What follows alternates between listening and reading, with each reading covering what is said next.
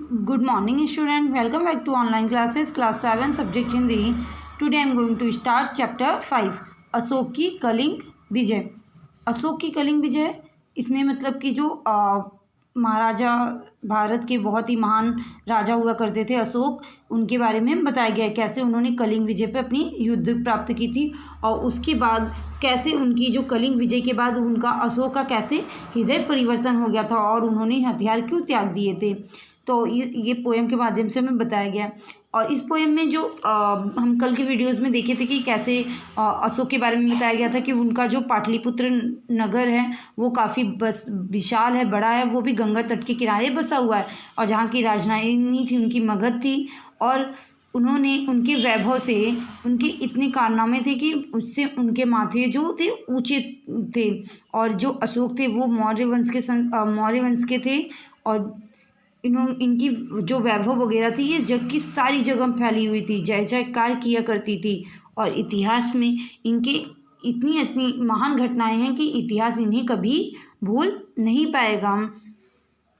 और किस तरीके से उन्होंने एक दिन कलिंग से युद्ध ठान लिया कि हमें कलिंग से युद्ध करके विजय हासिल करनी है और वो उन तैयारियों में जुट गए थे। फिर हमने देखा था कि वो निकलने ही वाले थे क्योंकि वहाँ पे उद्घोष हो गया था, घोषणा की गई थी कि कलिंग से मगध का युद्ध होगा।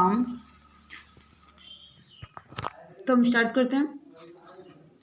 टीले पर्वत उर्वर ऊषर सरिता निर्झर, आगे आए फिर छूट गए पीछे पथ पर।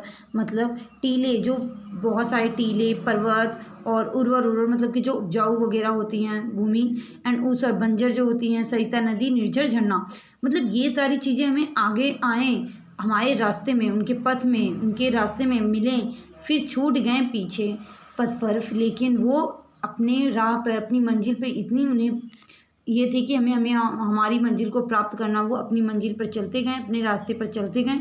और ये सारी चीज़ें निर्झर झरना मतलब सरिता वगैरह नदी जो भी थी ये सारी चीज़ें मिली, बट ये पीछे छूट गईं। आई कलिंग सीमा यूं ही चलते चलते, टिक गई फौज निर्भय रब के ढलते ढलते। फिर उसके बाद जो उनकी कलिंग सीमा थी ऐसे ही चलते चलते कलिंग सीमा भी आ गई, लेकिन टिक गई फौज निर्भय रव के ढलते ढलते, और वहीं पर वो अपना डेरा जमा लिए, वो वहीं पे टिक गए। और वो भी उनकी फौज निर्भय होकर, मतलब बिना किसी से डरी हुए। और तब तक सूर्यास्त होने का भी समय हो गया था, सूरज भी ढलने वाला था। रवि मीन सूरज। जागे योद्धा प्रारंभ हो गई तैयारी, गजरथ हथ और प्रदाती सजे बारी बारी। और उसके बाद जो योद्धा थे वो जागे, वो जग गए। उन्होंने अपने योद्धा ने जो जगने के बाद उन्होंने तैयारी कर दी लड़ाई के लिए, वो तैयारी करने लगे। गज रथ हथ और प्रदाती सजे बारी बारी, और जो भी उनकी रथें थी, हाथियाँ थे, गज वगैरह जो भी थे, घोड़े वगैरह, वो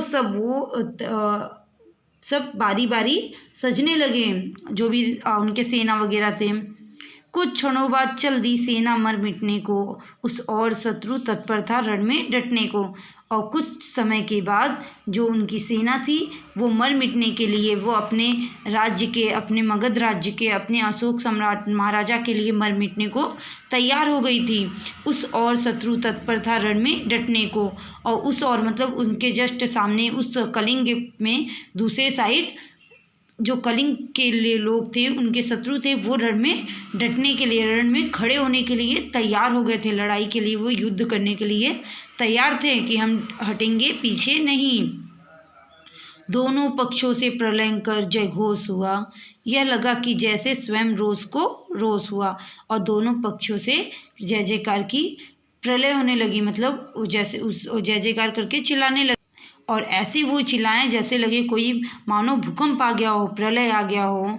यह लगा कि जैसे स्वयं रोष को रोष हुआ, यह लगा जैसे कि खुद ही हम रोष को रोष हो गए, मतलब कि बहुत, मतलब इतनी तेज़ी से चिल्लाने लगे कि वो खुद में जैसे उनमें के अंदर दुगनी शक्ति आ गई थी उस लड़ाई को लेके। पर कहाँ मगध की महाशक्ति वह तूफानी, ओ कहाँ कलिंग ज्वलत तवे पर जो पानी। और कह रहे हैं पर कहाँ मगध की शक्ति वह तूफानी, लेकिन वो मगध की जो तूफानी शक्ति थी उसके सामने हम कुछ नहीं थे।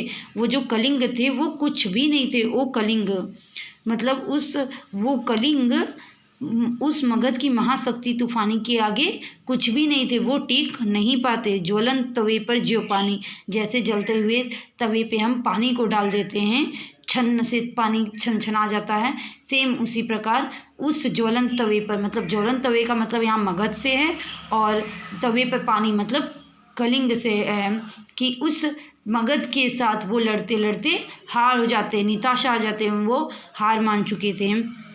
हारे कलिंगवारी जीते मगध पानी, लेकिन अशोक की आंखों में आया पानी। और जो कलिंगवारी थे वो हार गए थे और मगध जीत गए थे, वो अपने युद्ध में विजय प्राप्त किए थे, लेकिन अशोक की आंखों में खुशी नहीं थी, उनकी आंखों में पानी आ गए थे। वो जैसे उन्हें उस खुशी से कोई मतलब नहीं था, वो विजय हुए थे, वो विजय प्राप्त कर लिए थे, फिर भी वो अंदर से खुश नहीं थे, जैसे वो टूट गए हों, वो बहुत ही दुखी हो गए थे।